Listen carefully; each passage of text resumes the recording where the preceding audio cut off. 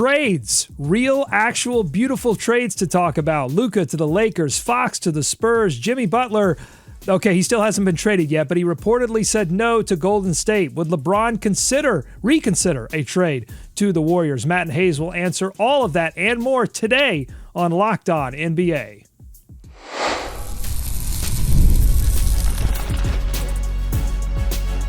You are Locked On NBA, your daily NBA podcast. Part of the Locked On Podcast Network, your team every day. Welcome to Locked On NBA. Thanks for making us your first listen of the day. We are free and available wherever you get your podcast, part of the Locked On Podcast Network, your team every day. Today's episode is sponsored by Game Time. Download the Game Time app, create an account, use code Locked On NBA for $20 off your first purchase. I'm Doug Branson, host of Locked On Hornets, and your Shot Clock Sherpa, guiding you through the NBA's biggest stories with the help of Locked On's local experts. And with me are two of Locked On's premier national NBA experts from the Locked On Nuggets podcast, and senior writer for the Action Network, we've got Matt Moore, and from the Locked On Bulls podcast, we've got Haize. Matt, Haize, we did a special episode on Sunday covering the Luka AD swap, and we're fully prepared to continue to peel that onion back on today's show. But then we got more massive deadline movement. All of this stuff happening right before the Super Bowl really feels like the NBA secretly punishing the NFL for invading Christmas. Anyhow, that's another subject for another day. We'll have more on Luka and AD coming up, but first, De'Aaron Fox's move to the San Antonio Spurs to pair with Victor Wembanyama didn't have the shock value that Luka to the Lakers had, but will it end up having more impact in the West for the next 5 years? That's my first question, and we'll start with Matt. No, it's Luka Doncic to the Lakers. Are you kidding me? Like, trying to convince stars to go to the Lakers is not exactly trying to, pull blood from stone here. Like, it's not difficult. And so, yes, it's going to be more value. That's going to be the bigger move. But look, De'Aaron fits really well with Wembanyama. I don't know that it's like the most perfect fit, but the problem is also, I was thinking about this. There aren't many point guards that would be perfect fits outside of maybe Tyrese Halliburton because there's not many pure point guards left in the league. But what you add in Fox is a player that's not a defensive liability. He's a defensive plus. So you're able to build an elite defense with a 3-level scorer who will also be able to work in tandem with Wembanyama in a number of ways. You can run pick and roll. You can also run DHO, inverted pick and rolls. There's all this cool basketball stuff the Spurs are going to be able to use with Fox and Wembanyama. They kept Stephon Castle. They kept Devin Vassell. They kept Keldon Johnson. They kept Jeremy Sohan. They only gave away 3 kind of fake picks. It's a big win for San Antonio, Haize.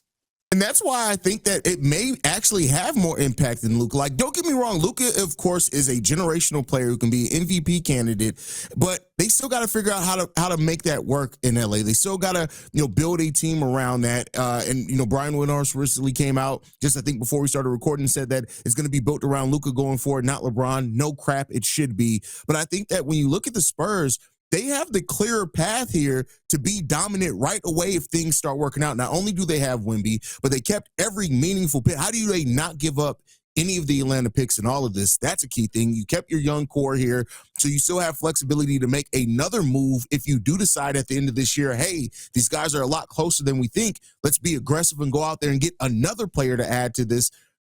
I get why we say Luka, but I think that if you're talking about which team right now has the more immediate and more clear path to potentially be dominant in the Western Conference, I'm going to say it's the Spurs right now. Okay, so that's the future outlook. How about this season? Let's go to Locked On Spurs for what it means to get Fox and Wemby together mid-season.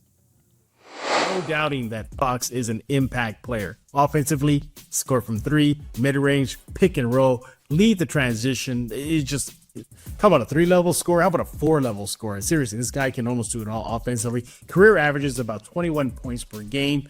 So instant offense right then and there. So originally we talked about, 30, 35 wins with the team currently constructed. De'Aaron Fox puts him in that 39 to 45 range now. So again, you get to that 42, 43 mark, you're in the play-in spot. But does the pairing of him and Wemby now, does it push the Spurs to play-in contention or beyond? Okay, Haize, assuming health, how much better are the Spurs this morning? Are they a play-in team? Are they a playoff team? What do you think? I mean, let's get into the play-in first. So I'd say we still got to think how all this is going to come together. How quickly are they going to be able to get on the same page? But I'd say with the moves that are happening, I could see them making the play-in this year, pushing for that play-in. It's gonna take a dash to do so. But if they get clicking at the right time after that All-Star break, I can see the Spurs making the play-in. I mean, I think playoffs are on the table. I think it's absolutely possible. Look, I mean, San Antonio has been up and down. They're really inconsistent, but right now they're 16th in offense, 16th in defense, schedule adjusted. Did this make them better defensively? Yeah, Fox is an upgrade over CP3. Did this make them better offensively? Yes, Fox is an upgrade over CP3. So they lose Zach Collins in this deal and Trey Jones. Like they need to, CP3 goes in the backup point guard role. So like they should be better. And if you look at it, Sacramento, who we'll talk about in a second, like who knows? The Lakers, who knows? Because like the Lakers are starting Jackson Hayes at center. There's a lot of downward mobility here for I think a lot of the teams in front of the Spurs, and the Spurs have a lot of upward mobility. So I think the playoffs are absolutely on the table for San Antonio. All right, so Sacramento loses Fox, but they gain 3 first-rounders technically, but it's really 2 and a handful of second-rounders, and they get Zach LaVine from the Bulls. The Bulls get off LaVine's deal. There are a couple of other players involved, and they get their own pick back. Let's first check in with Matt George at Locked On Kings about how he's feeling about the return for a deal that I think it's fair to say he never wanted the Kings to make in the first place, or have to make. Somehow did not get a single one of Stephon Castle, Devin Vassell, Jeremy Sohan, or Keldon Johnson. Not a single one of them. You traded your star to the San Antonio Spurs and didn't get a single one of their intriguing, young-ish prospect players back. And speaking of the front office, look, I know the job's not finished, but they're on total life support. I do appreciate the very difficult position that they were put in, right? So much leverage against them, being lowballed by the Spurs and trying to find the best case scenario, trying to find a way to ultimately get a name that's big enough, and Zach LaVine is at least something, but they're on life support, and they also have to own up to their mistakes that got them to this point. Got them to this point where they were forced to trade De'Aaron Fox in so many ways and get, I wouldn't say pennies on the dollar, but the exchange rate wasn't great. All right, Matt, how should the Kings fans feel about the return? Should they feel bad that they lost Fox? Or, I mean, did they get more for Fox than the Mavs did for Luka? Yes. That's like not the question here. Like they got way more. That's my question. They got way more than the Mavs did for Luka. Way more. Like it is not even comparable. 3 fake picks is better than what the Mavs got, let alone Zach LaVine. The real kind of crux of this, though, I think, is like, look, you made the playoffs and Fox got on the national stage, and then you took a step back because you kind of thought that you were good enough. The bigger problem, I think, honestly, with the Kings is they were kind of stuck where the missing the playoffs for 20 years means that they couldn't take aggressive swings. If you make a run like the Kings did in 2023, the move then is to get hyper aggressive and be like, what if we move Sabonis? Like, what if we got super aggressive and made like a massive step forward? And instead they just kind of like were there. And then this year they were like, DeMar DeRozan will fix it. And that's not, no. So they were kind of stuck. I understand it though, because it's like, look, you're not a free agency destination. You missed the playoffs for 20 years. It took you 20 years to get back in the postseason. You don't want to start over. You don't want to rebuild. You don't want to tank. So they're trying to split the needle here. And Fox had a lot of leverage in this situation, given his contract situation. I think the Kings did fine here. They need to be creative going forward, but they did okay in this spot because De'Aaron Fox is really good, but he's not like a megastar. And so I think this was an okay deal. I think ultimately for the Kings, it was not the best they could do, but it wasn't bad. Yeah, I like what the Kings did here for what it's worth. They definitely got more than Luka. That's a for sure thing. Zach LaVine and reuniting Zach LaVine and DeMar DeRozan. You got Sabonis there instead of Nikola Vucevic. The Kings have low key become Chicago Bulls West from a couple years ago. That's what is that a good thing? I mean, it's at least when you look at it, like if they're better coached, like it's at least a team that can compete for a playing spot. Like they could have gotten a lot worse. They could have gotten just these fake picks back and Kevin Huerter and the salary cap filler, and not really. At least now they got something where they got more picks back. They still own their own picks. They have Zach LaVine and DeMar, so they can still try to fill that stadium and still try to win some basketball games as they figure out. They basically bought themselves time before they have to make the next hard pivot potentially. I'll take Billy Donovan over Doug Christie any day of the week. And you know what they should do, Doug? Get on the phone right now, right now, and call up Nico Harrison and be like, I'll give you DeMar DeRozan for Derek Lively and a first right now. Call that. This dude wants the real hooperist of the real hooper teams. Give him what he wants and set yourself up for the future. He also did say defense wins championships. I don't know if he could say that in trade for DeMar. No, he's gritty. He's a veteran. I mean, we used to call DeMar Emar Arnell Erosen because there should be no D's in his name. Not bad. All right, let us know what you think on YouTube, youtube.com/@LockedOnNBA. And coming up on the Locked On NBA podcast, we will talk more about the fallout in Dallas from the Luka move. And if Luka and LeBron together, is that going to be an immediately great pairing, or will there be some work to do in Los Angeles? That's all ahead. Today's episode of Locked On NBA is brought to you by Game Time. Are you looking for tickets to your next big event, whether it's a concert, a comedy show, or a sports game? Finding the right ticket at the right price can be a headache. But with Game Time Picks, it's never been easier. Let me tell you how it works. With Game Time Picks, the app does all the hard work for you. It curates the best deals so that you don't have to waste time searching through endless ticket listings. I've been using Game Time Picks for a while now, and here's why I love it. The curated deals make it super simple to find great tickets at a great price. There's no more sifting through thousands of options. You can grab a super deal for a prime seat, and you won't believe the value. It's an absolute steal. The seat view feature is a game changer. I used it to get some tickets to a recent Hornets game. So I was taking my daughter for the first time. I wanted to make sure the seat view was perfect. So before I even hit buy, I saw exactly what my seat was going to look like in the venue. It's very reassuring. And the best part, you're covered with Game Time's lowest price guarantee. If you find a better deal somewhere else, they will refund 110% of the difference. Plus, your tickets are guaranteed to be delivered on time with easy cancellation options if something comes up. Take the guesswork out of buying tickets with Game Time. Download the Game Time app, create an account, and use code LOCKEDONNBA for $20 off your first purchase. Terms apply. Again, create an account, redeem code LOCKEDONNBA for $20 off. Download Game Time today. Last minute tickets, lowest prices, guaranteed. More Locked On NBA ahead. Thanks again for making Locked On NBA your first listen every day. And just a warning that I probably should have done at the beginning of the show. I'm having a little roof work done, so if you hear any banging in the background, that is not me constructing a sign begging the Charlotte Hornets not to trade away LaMelo Ball. But no one is safe. I mean, I think that's the big takeaway from all of these deals. Just no one is safe in this league anymore. All right, so let's move on to this deal between the Mavericks and the Lakers. Luka going to L.A., AD going to Dallas. Dallas fans seem to be in mourning. They're laying jerseys down at the arena. I think someone brought a coffin. Wouldn't be surprised to see a candlelight vigil at some point. How is Locked On Mavs host Nick Angstadt coping? Let's find out. This is the worst trade for a star player in NBA history. If we're taking everything at face value, I'm not going to try to add a little anymore. Oh, what if Luka's leg is...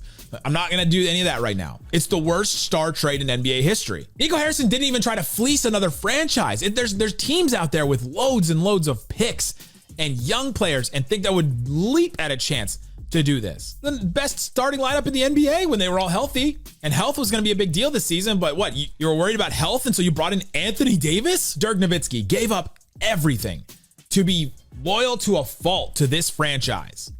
Built a statue, named a street after him, retired his jersey, and on that statue you put the phrase, "Loyalty never fades away." Loyalty never fades away, huh? That is not the case today. All right, so fair to say he's not coping very well. Haize, can we finally put to bed any idea of franchise loyalty or player loyalty after this deal? Can fans just all agree that this is about money and years at this point? That's exactly what this is about. This is about the money. This is about the years. And you know, I mean, a franchise does have a financial responsibility to a degree as well to make sure that they're going to have some flexibility to have the team that they want. And so I'm not necessarily mad at a team looking at it and being concerned about spending the money that Luka was on pace to make. But at the same time, if you're going to make that trade for Luka, why not start a bidding war? Why not allow teams to come to you with your best offer? Why zero in on just the Lakers? And I've been saying here for weeks, months, maybe even, that nobody seemed like they were going to bail the Lakers out. You bailed the Lakers out while putting and starting to dig your own grave at the same time. That's a problem. That's why I would like to see the fans show up with coffins. It feels that way because it does feel like this franchise has put themselves one foot in the grave. Once the dust settles on Friday from the trade deadline, maybe on Monday, we should have a bigger conversation about loyalty. Because the one thing I will say here is it's a relationship. Like, you can't have loyalty just based on performance. That, I think, is the confusion here. Is if Luka Doncic were the person behind the scenes that everyone wanted him to be, like, Mavericks fans only see Luka on the court. That's when you see him, or in social media clips when he's being adorable. Like, you don't see him behind the scenes. Now, I'm not going to justify the trade, and I'm not going to justify the return because they were both ridiculous. But if we're going to talk about loyalty, that's a partnership, okay? And how the franchise treats you impacts how loyal you're going to be to them, and how you treat the franchise is going to impact how loyal that franchise is to you. I'm not going to sit here and say that loyalty is impossible in the NBA. It's not. I think that there's cases of it being there, but it's got to be the right combination, and it's only there for a short while, because ultimately, if the performance isn't there on court, that will override some things. But was evident in all of the conversations here in the last 24 hours, checking in with league people, and the comments from Nico Harrison and respected outlets like DLLS with Tim Cato or Mark Stein in Dallas, there was not a good relationship between Nico Harrison and Luka Doncic. And that, to me, is the reason why the loyalty element fell apart here. And we know there was a relationship between or with Anthony Davis and Nico, so I'm sure that factored in as well. We have some more details from Vince Goodwill, who said the Lakers weren't going to extend Anthony Davis next summer, sources tell Yahoo Sports, and the Mavs didn't want to give Luka $350 million. Does this trade represent the sort of absurd version of a pattern that we are going to continue to see across the league, which is that teams are afraid to pay max money to really, I won't say any player, but certainly a lot of players, and they want to get ahead of some of these impending deals, Matt?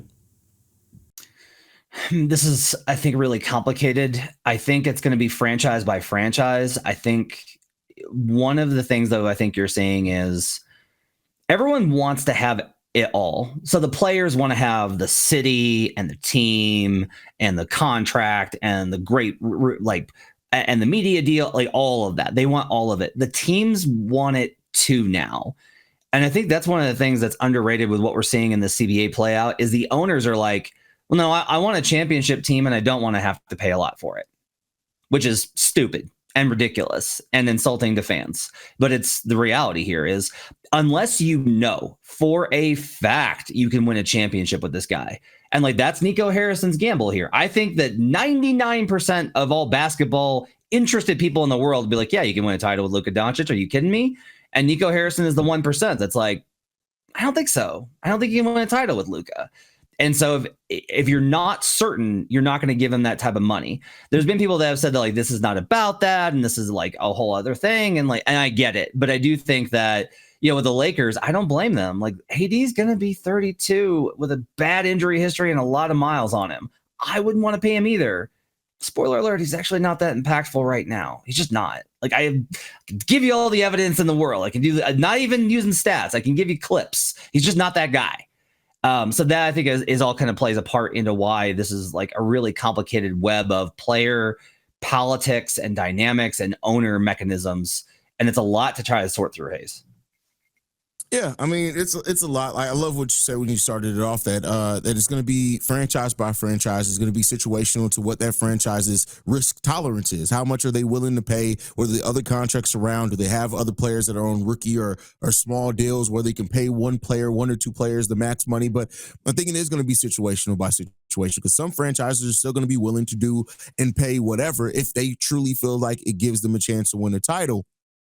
And then there are going to be some that look at it and say, well, I'm willing to pay this much if it means winning the title. If it's above this, we're going to have to try to reconstruct some things to try to figure out how to do it a different way. So I think it's going to be franchise by franchise, but I do think you're going to see a lot more caution. Like once these max and super max deals and all this money started ballooning, people were just getting contracts. Now with the second tax apron and how much more you got to really start thinking about things in the future, we're going to see more deals similar to what happened with Luka, but I don't think we see of course, not the caliber of player like Luka moved in that type of move in a while. All right, so that was the Mavs fallout. Coming up on the Locked On NBA podcast, we'll talk about the Lakers come up, how they deal with a Luka and LeBron pairing. We'll get some insider info from the Kamenetsky brothers of Locked On Lakers and discuss, will LeBron even be around for a lot of the first part of Luka's reign in LA? That's all coming up. Today's episode of Locked On NBA is brought to you by Prize Picks. Basketball season is heating up, and there's no better way to get in on the action than with Prize Picks, the best place for daily fantasy sports with over 10 million members and billions in awarded winnings. Prize Picks makes it easy and fun to turn your sports knowledge into real money. Here's how it works. You just pick more or less on at least 2 player projections, and if you're right, you could win up to $1,000 times your cash. This week, I'm looking at the board. I'm going to select more for Jason Tatum on points and more for Trae Young on assist. And the best part, Prize Picks keeps it simple. You can set your lineup in less than 60 seconds, and their fast, secure withdrawals mean you get paid quickly when you win. Plus, they've got a Taco Tuesday promo that gives you discounted player projections for even more value. Check out the promos tab to tail any of the Super Sweet Millie winners big game lineups. If you tail a lineup that goes 3 for 3, you can win a split of $1 million in promo funds. Download the app today and use code LOCKEDONNBA to get $50 instantly after you play your first $5 lineup. That's code LOCKEDONNBA for $50 instantly after you play your first $5 lineup. Prize Picks, run your game. More Locked On NBA ahead. Thanks again for making Locked On NBA your first listen every day. Let's drop down, flip it, and reverse it and talk about how the Lakers move forward with their brand new generational talent in Luka Doncic. The Kamenetsky brothers of Locked On Lakers are as pleasantly surprised as you would expect them to be, having been gifted Luka, but there's still a short-term question of the fit with LeBron James. Here they are. On paper, you're talking about 2 basketball savants who see the floor better and differently than most any player who's ever played and all that stuff. They're also incredibly ball dominant. These pairings can be tricky. How clunky do you think this one is going to be in these final 30-something games of the season? However many they get to actually play together. I think clunky is too negative a word. That being said, though, I do think it's going to be interesting to see just how they discover the balance and what allowances they make for each other. LeBron has averaged just under 20 shots per game for his career, like just under 20 with the Lakers specifically, and per 36 minutes. He has the highest field goal per games of his careers actually with the Lakers as opposed to with Miami or with Cleveland. Luka, other than his rookie season, has averaged at least 20 shots per game. LeBron's other teammates, Dwayne Wade, Kyrie, Anthony Davis, they never took the amount of shots Luka does per game. Doesn't mean it can't work. This is going to be an interesting dance to choreograph. Okay, what do you think? Will the LeBron and Luka pairing revolutionize the Lakers' offense? Will it bankrupt their defense? All of the above? Should Lakers fans even care what happens this season, Matt? We don't know what they're going to look like. Let's wait till Thursday and we can kind of get a better view of it, because are they really starting Jackson Hayes at center? Like, is that the plan? Like, someone's going to get killed if you try and play LeBron at center. And I don't know that you can do it with Jackson Hayes. I'm not ready to kind of make determinations on this season because I haven't seen what they're going to do the rest of the week. If we can get through the rest of the week, I feel like we can know. But right now, honestly, like Hayes, it's going to be beautiful sometimes and clunky other times. We'll see kind of what happens, but I don't really know what this team is at this point. They're too incomplete after the trade for me to be able to get a determination of what this is going to look like. They're a very incomplete team. Like I mean, it's bad how incomplete they are. So it's going to be clunky, to use that word, for a while there. I mean, they may have some times and some moments where it looks smooth just because Luka and LeBron are so good, and sometimes you just figure that talent's going to be able to work it out. But this is a team that's missing some very vital things to try to make this version of the roster work. Anthony Davis was so important to what this team's defense was, right? And he made up for a lot of kind of the defensive mistakes that happened out on the perimeter, even though, he wanted to move back to power forward. He wanted to center XYZ. So if the Lakers are able to make a move to get into their in here, it may change my answer, but I think this has the potential of looking ugly, and they're going to try to make it become beautiful. But I think it may be ugly here for the remainder of this season as they figure some things out. All right, so reports after this trade indicated that LeBron reportedly wants to stay in LA through the trade deadline. Of course, he has a no trade clause, so he gets a say in that matter. But is there any chance that LeBron could change his mind on that no trade clause? Could there be a convincing that happens if there's a deal on the table with Golden State, or maybe you want to offer another team to this discussion, but is there a chance that could all change, Haize? I mean, yeah, there's always a chance, especially with LeBron. He's one of the biggest liars in the league, so you never know what's going to happen with LeBron there. But I do think that it would have to take some enticing, and I would love to see him. I think we've talked about that before. See him in Golden State to play with Steph. I think that's just a fun to get those two wildly vets together and have them play a couple of years together before they hang it up. But I am going to err on the side that LeBron's going to stay in LA until further notice. I think it just really comes down to Savannah and the kids just love LA. I think that's what this is all it gets to. And for LeBron, I don't think that he's chasing the final championship. I just think he's kind of accepted kind of where he is, and he's got a very, very broad life and a very, very big status and a lot of things going on. And maybe they can win a championship, maybe they can't. But I just feel like he's made it pretty clear that no matter what this franchise does, even before they lucked into this deal, he was going to stay. He's given them more leash because LA is just that nice to live in. The weather just must be super nice.